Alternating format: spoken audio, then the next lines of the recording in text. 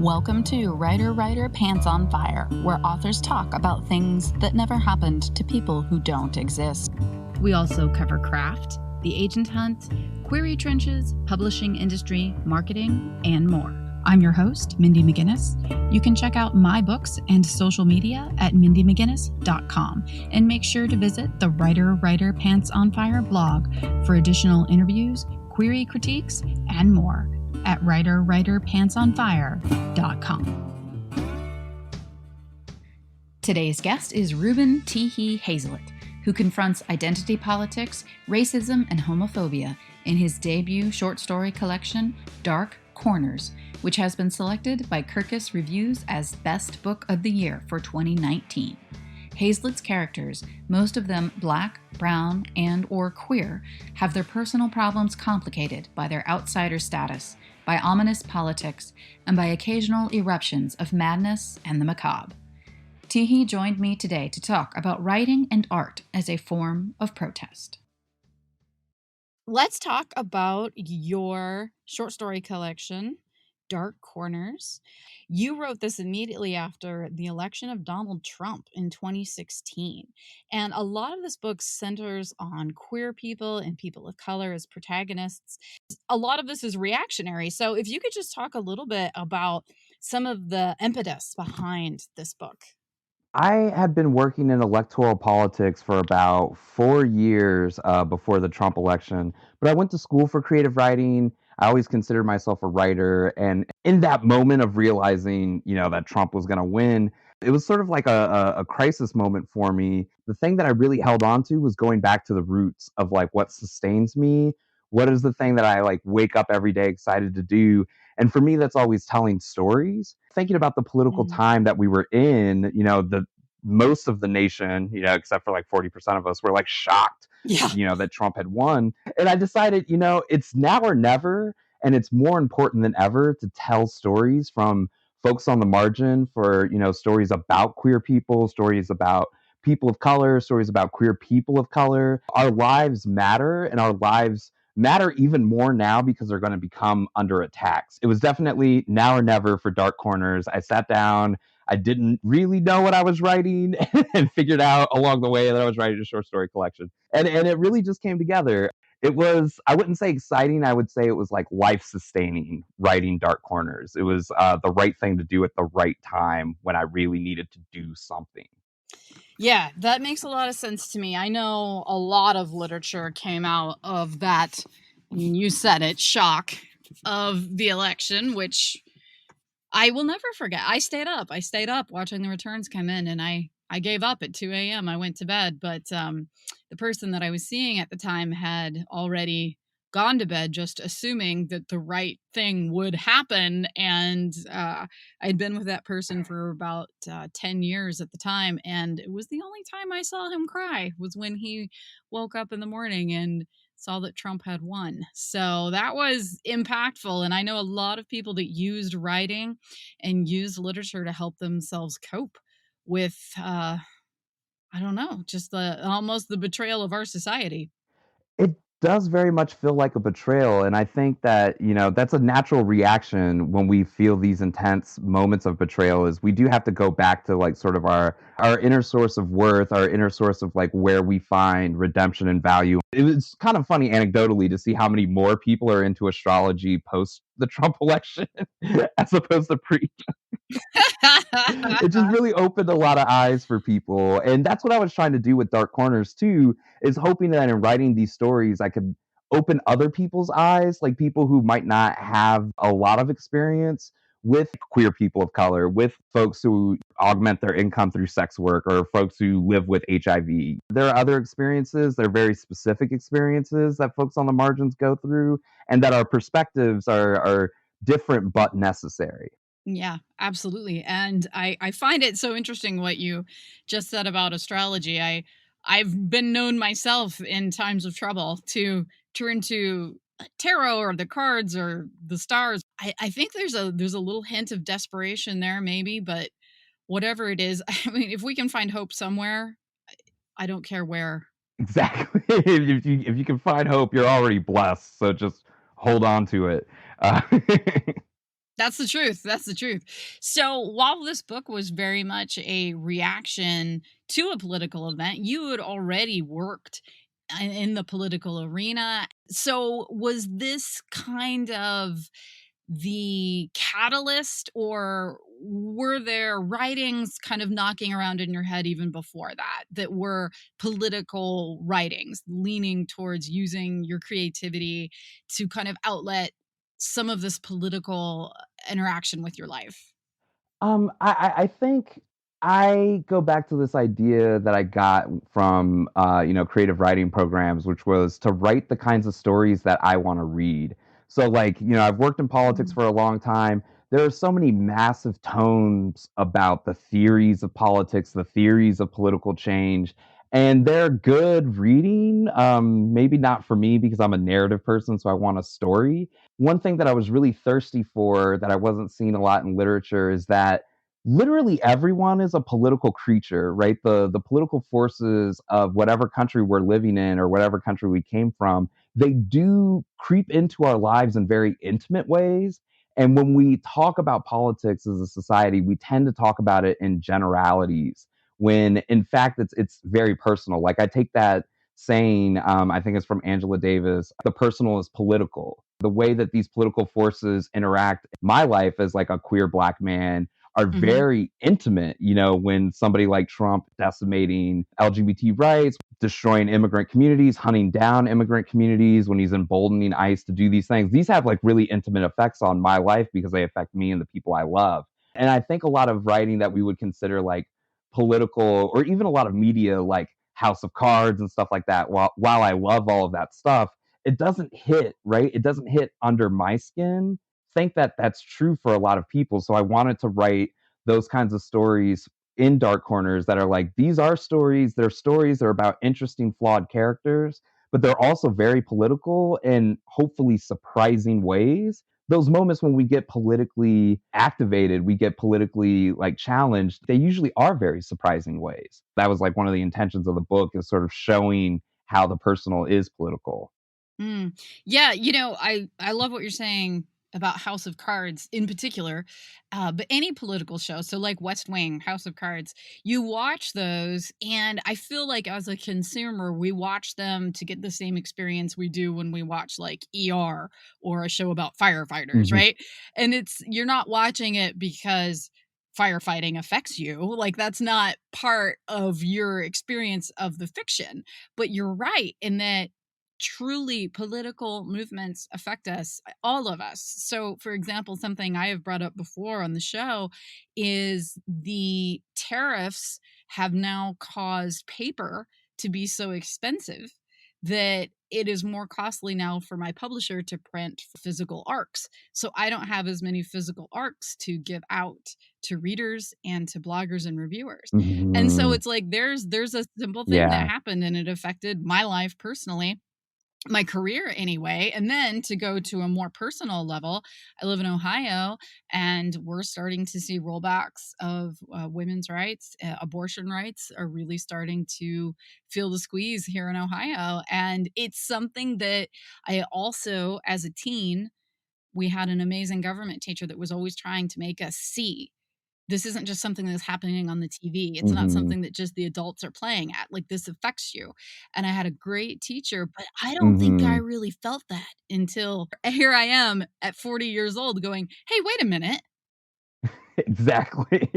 And it's really terrifying. I've been, slowly following it. I can only watch the news so much before I start panicking. Uh, Mhm. so I'm like, "What on earth is going on?"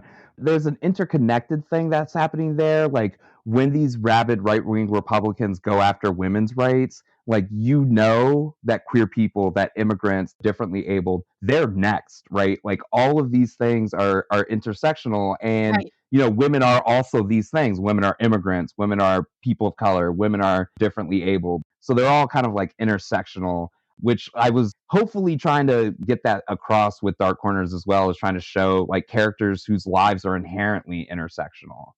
Let's talk about that. Let's talk about the intersectional characters you have in your book. For example, one of your stories is about a prostitute, another is about a gay man having an affair with a drag queen. You've got a wronged wife who's beginning a bizarre metamorphosis. And so there are all these different things going on in these stories that are intersections of different emotional states, lifestyles, all of these different things. So you could talk a little bit about that, how you're kind of coming in with, guns blazing.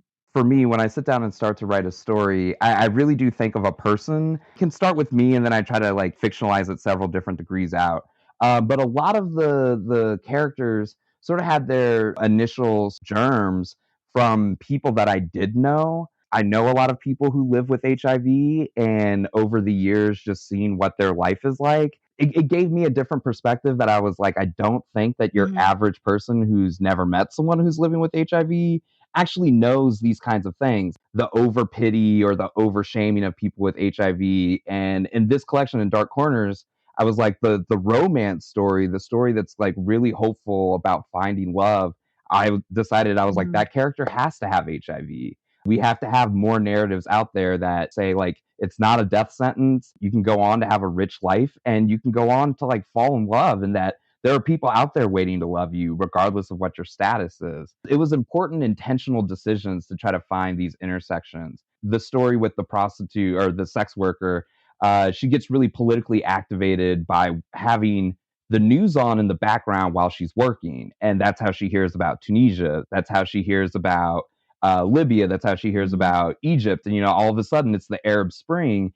And she, makes this bridge of connection between being oppressed by men in power, which is exactly what her sex work is like. And then from there, it's an immediate leap into solidarity with Mhm. people on the other side of the world that to me makes sense in my brain. Like as I was writing it, I was like, oh yeah, like this, I can see this happening. Yeah. But for a lot of people, it's kind of unexpected. Yeah, well, believe me, as a fellow writer, I can say very often I have banged out a scene and been like, "Yeah, that's really hit the nail on the head." And then my editor is like, "I don't know what you're doing here." So, yeah. And it definitely happened a couple of times with Dark Corners. Once it was all done and I was sending it out to different publishers, and they were like, "We don't know how to sell this. We like it, but what?" And, and so it just became like, okay, that's not the publisher for me. I just have to keep going until this book finds a home. Coming up, looking inward to step into your power before taking your work outward for a broader audience. This episode of Writer Pants on Fire is sponsored by Prickly Polka Dot Boutique. Prickly Polka Dot Boutique is an online women's clothing boutique that offers fun, comfortable clothing and accessories with new items launching every day of the week. Shop directly online or through Facebook, Facebook Messenger, or Instagram. Prickly Polka Dot Boutique offers fun, unique styles and custom graphic tees, as well as payment plans if you feel like going on a spree or just need to update your wardrobe. Visit pricklypolkadot.com today and use promo code FIRE to get 15% off. So, we talked a little bit about hope and how that can be very hard to find right now. You were talking about watching the news, feeling inundated, feeling overwhelmed. And one of the things that I personally think is wonderful is that these stories aren't necessarily providing nice, pat answers. They grapple with what it's like to be trying to understand the world that we're living in right now, at the same time coming to terms with the fact that it's not a logical world. If you could talk a little bit about that, I think it's a fascinating conundrum. I'm only 36 years old, so I don't have the big answers of what should we be hoping for? What is the solution to Trump? I hope with every fiber of my being there is a solution to Trump. When I was writing Dark Corners, when I was sitting down and thinking about these stories, these characters, the solution was not the path out in the world, but the path inside to yourself. You can't really start to fight against the system of power that's disenfranchising you until you get to a point of strength. So there's a lot Mm, of characters that are in very desperate situations, and sometimes they resolve in the story and sometimes they don't. But what happens in every one of these stories is these characters find power somewhere or they find acceptance somewhere. That's often the pre-step, which I know this as somebody who's worked in politics and worked in political activism for like 7 years. If you haven't found that path inward first, and if you can't step in your own power, then you're not going to be effective. You're not going to change the paradigm. That was definitely a goal with Dark Corners. so then back to the politics of it, and as I said, a lot of my friends, people that I know, really turned to writing or to art in whatever their form was to help them personally get through fallout essentially of the election, using that of course as a form of like personal therapy and taking that path inward. Then it becomes a question of giving this to others, letting other people look at it maybe as a symbol of hope or a feeling of power. But if you could just talk for a little bit about creative arts, books, music, whatever, film, being used as a form of resistance. Yeah, I think that part of the creative life cycle that we often forget about as an audience, a lot of people turn to art and to different creative outlets, and you get to a point where the story can't really go any further until there is an audience and until you get that feedback cycle. After a couple of weeks polishing the Mhm. stories, realizing I had a manuscript, that became the next thing. It's time now for an audience. It's time to get out there, which I think is natural. And I think we shouldn't fight against that. You know, if you invested all your creative energy into something and then you're like, maybe someday someone will see it. No, that's not what art is. Art is meant to be seen. Like music is meant to be heard. Stories are meant to be read, right? They have to get there. Art is meant to be consumed. And when you put it out there, if it is inherently political, it is by some going to be seen as a form of resistance. So, if you could talk a little bit about how that art makes that transition from being therapeutic to being a form of resistance, maybe for others. Art can become resistance when the essence of what you are communicating reaches an audience, and not just any audience. I would say like a new audience. You know, people have been asking me since Dark Corners came out, like, did you write this for queer people of color? Did you write this for other people? And to an extent, like I wrote it for everyone, but I really hope that people who don't have these identities pick up this book and learn a lot and see a different perspective and think like, oh, yeah, there is the same kinds of oppressive Mhm. cycles of men in power that affect whole other countries on the other side of the world are intertwined with sex work and prostitution in America. It's the same kind of ideology of like men with power who feel like it's just natural to oppress people with less power. We can build a resistance by building the consciousness that comes from hearing people's experiences that are outside of yours. I've been super political and I've been a feminist my whole life because I was raised by a single mom. So I saw how men treated her in the world and was like, no, but like not a lot of young boys grow up with that easy Mhm. access, to seeing how men see women in the world in that particular way. The thing that you see that you can't unsee. And I think that's where art becomes resistance. Mhm. Yeah, I agree, and I think too, because a lot of my books are very feminist and not necessarily aiming to have a message, of course, because I don't enjoy being didactic, but just by dint of who I am, the art then becomes feminist. I think what's interesting of what you're saying on a more personal note about people who are raised by single mothers, especially men, Hmm. they're honestly my favorite. I had a wonderful experience at the gym that I go to where I have a class that usually only has women in it. We were doing squats and I said something. I was like, great, I hope my tampon doesn't fall out. And then all of a sudden I realized that one of the guys was with us and I was like, oh my, I said, I'm so sorry. And he was like, I was raised by a single mom. I don't care. He's like, you menstruate. I already knew that. And I'm like, oh, all right. That's awesome. Thank you. It's a natural process. It happens. Yeah, it's funny because I end up being that guy for like the majority of my female bodied friends where they're like, "Can I just tell you?" They have some like anecdote about their menstruation cycle. I'm like, "Yeah, I had a single mom. I had three sisters. Like, this is not a weird conversation for me. These Yes. are conversations I've been hearing my whole life." Yes. Well, I can tell you, we appreciate that. We really do. We need more of that in our lives. We really do. There's a lot of men out there who don't know anything. Oh, oh my goodness. You're so right about that. I to take it more personal, the last person that I was with for a very long time. He did have three sisters, yet somehow managed to get through life without knowing a whole lot about that. And at one point when we were living together, he was like, "Hey, do you think when you're menstruating, when you come to bed, could you like wear something so that you don't get blood on the sheets?" And I was like, "Dude, I am wearing something." And he's like, "But there's still blood." And I'm like, "You know what? I can come to bed like free bleeding one night and you can see what that looks like. You might like get a better idea." Get some perspective. Dude, come on. And he was very cool about it. He literally did not realize we don't just say flow like it's truly there's a flow. Exactly.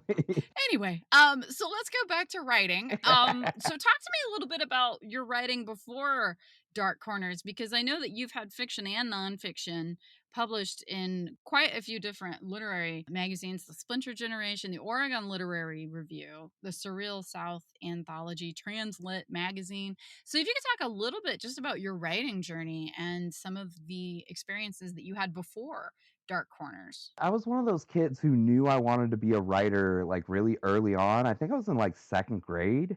And then I think by about fourth grade, something in my brain was like short stories. Great American novel is great. Like everyone else who's a writer, I would love to write the next great American novel, but I know who I am. I like to get in and get out. Like I think like a good short story will stick with you so much longer because it's Right. like a good song or it's like a good scene from a play, whereas like a novel is kind of like a banquet. And I've been doing the like nonfiction essays that are pretty short and short stories for a long time. I was really inspired by, and I didn't get introduced to her until college, her writing, but Amy Hempel.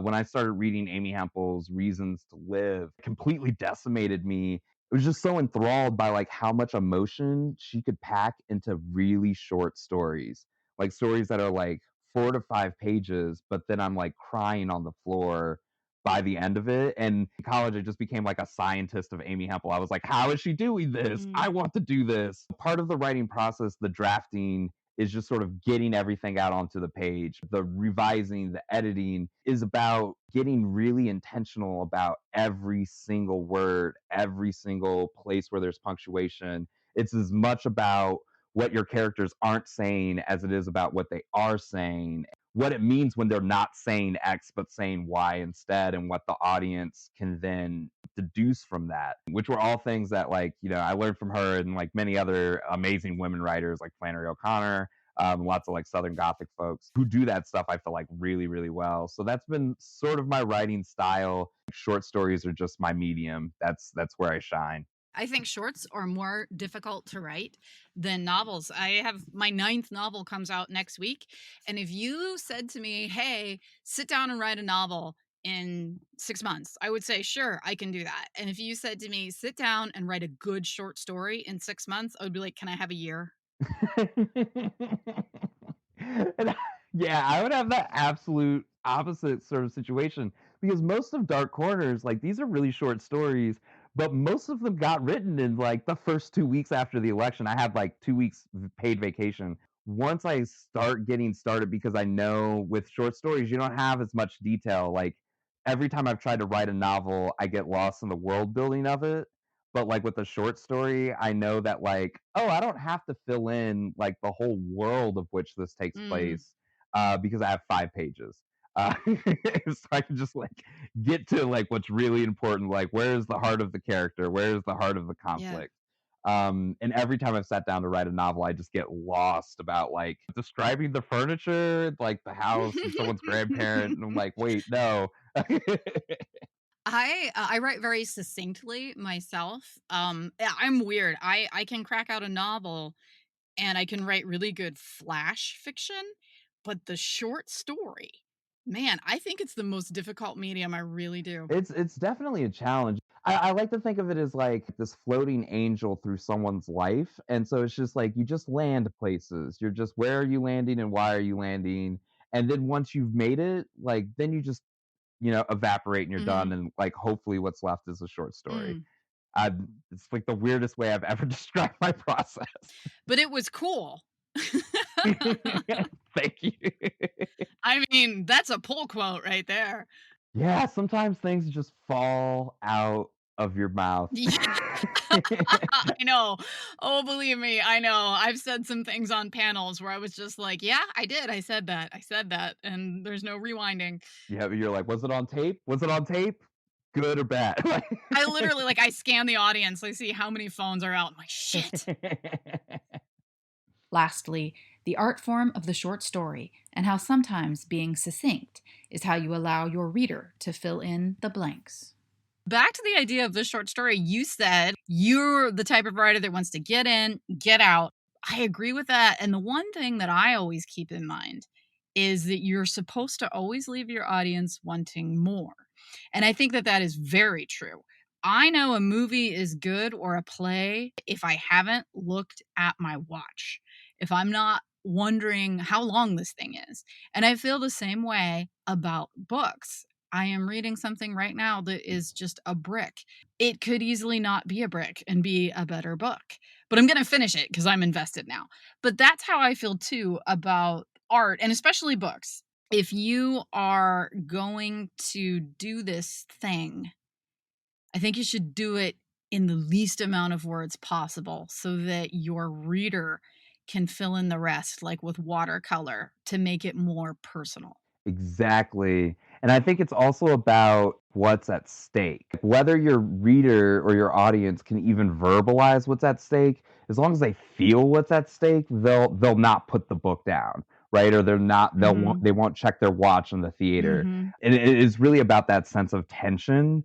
Growing up as like the only basically brown queer kid in rural Iowa, like I know a lot about tension, uh, which is I feel it's helped quite a bit in the process of writing short stories. But you're absolutely right. It's as much what you leave out. I like to think about this too. Like readers are not stupid. Your audience is not stupid. You can give them detail, but they Right. can make connections, they can do some heavy lifting because that's what all humans do. Like we look at the stars and we made constellations. Like we just like to make order and patterns and Mhm. associations. So a lot of times you just have to get close enough so that they can take it on in their own brain and I'm reminded of did you watch on Netflix last Halloween, The Haunting of Hill House? yes. Okay. Me too. I was watching it and I kept such a feeling of dread, just constant dread. And I'm like, dude, I can't shake it. I was like, why do I feel this way? And I ended up looking up some things about the show and I was reading about how, and maybe you already know this, but the director actually put people in scenes. Yeah. They're just standing there. They're not part of the scene. Yes, your eye doesn't go to them. You don't even know they're there, Mhm. but you feel it. And I really think that it worked on a subliminal level because I walked away from the TV just feeling disturbed, Yes. feeling violated, like emotionally in some ways. And I really think that that is why, because they had people in the scenes that you weren't looking at, but they were looking at you. And I just think that it was so powerful to me when I realized what they were doing with that show. And I think that short stories can do the same thing when the reader isn't even really aware of what you're conjuring or making them conjure inside of themselves by leaving those gaps. Mhm. Yeah, one of the things that, The Haunting of Hill House did really well, it was the middle episode in the season where finally all the siblings are together and they're in the funeral home. If you rewatch this Yes. episode, it is 3 enormously long takes Yep. where the camera just keeps moving and it never cuts away, and they'll even do things like swap out all the adult actors for all the children actors, when they're trying to tell the story through the father's perspective, which was all just physical camera work Yep. that I thought was amazing, and it also ratchets up the tension. I love long takes in movies. I love like single take music videos. In Dark Corners, the story that's about the housewife who's been cheated on, and she kind of starts to become something supernatural. I try to do this with sentence structure Mhm. where there's so much of that story are just really, it's like 5 or 6 incredibly long run-on sentences that just go and go and go until they're like stream of consciousness, Mm. but they keep getting like more circular and circular and Mhm. circular to the point where it's like it's a lot less like human stream of consciousness. Yes. That's one of the things about flash fiction and short stories. You have to think about form because like that story is only really about 5 pages long.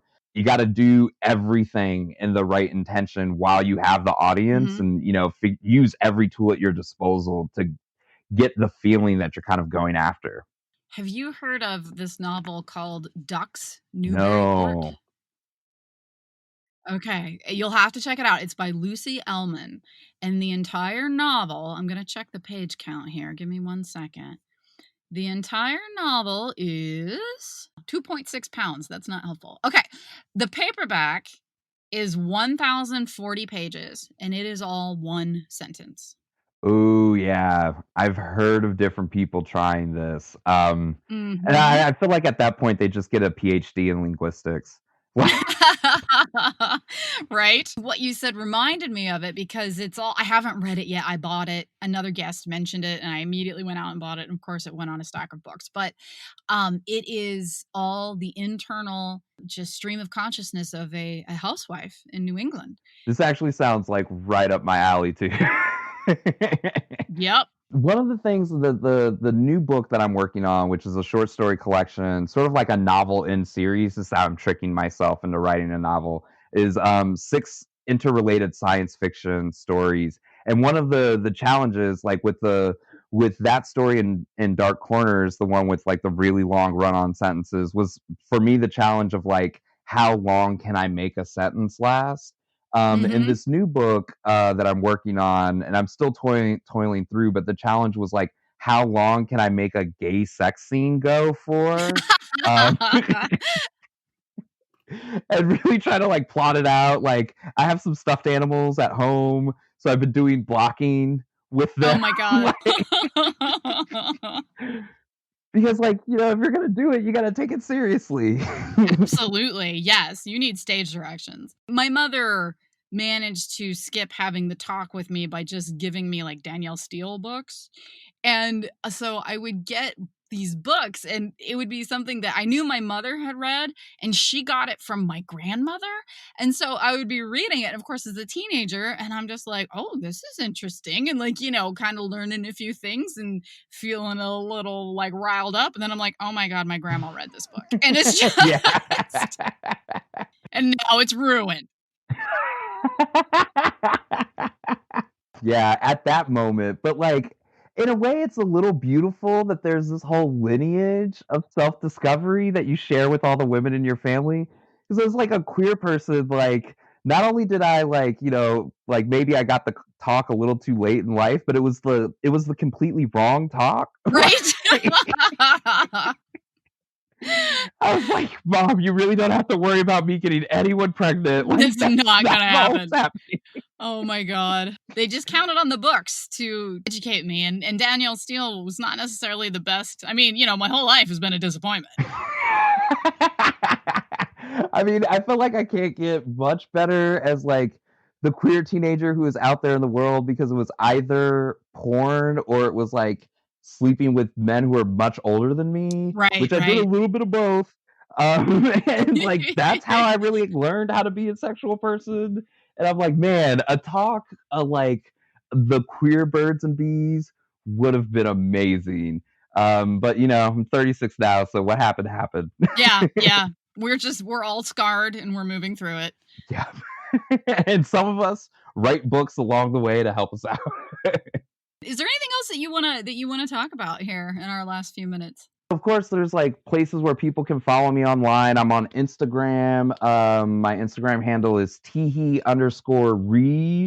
And if you can figure out how that's spelled, you can find me on Instagram. I'm on Facebook as Reuben Tihi Hayslett. And I haven't had a chance to really explain this in interviews. Reuben is my like given government name that I grew up with. But Tihi has sort of become like my name as I've grown into adulthood. If you ever meet me in person, I'm Tihi. I will follow Tihi. I'm like starting to like no longer associate Reuben with my day-to-day life, but it is great to see it in print. And I feel like part of that is like, my mom. I have a mom. She's proud of me. Like I could I couldn't publish a book with my name not in it. Yeah, that's where you can find me. Reuben Tihi Hayslett on Facebook, Tihi Rege on Instagram. The name of the book is Dark Corners. It's available anywhere you buy books online or in person. And I like to tell everyone to please support local independent bookstores. If Dark Corners is not there, you can ask for it. Dark Corners by Reuben Tihi Hayslett, and it should be there in a day or two.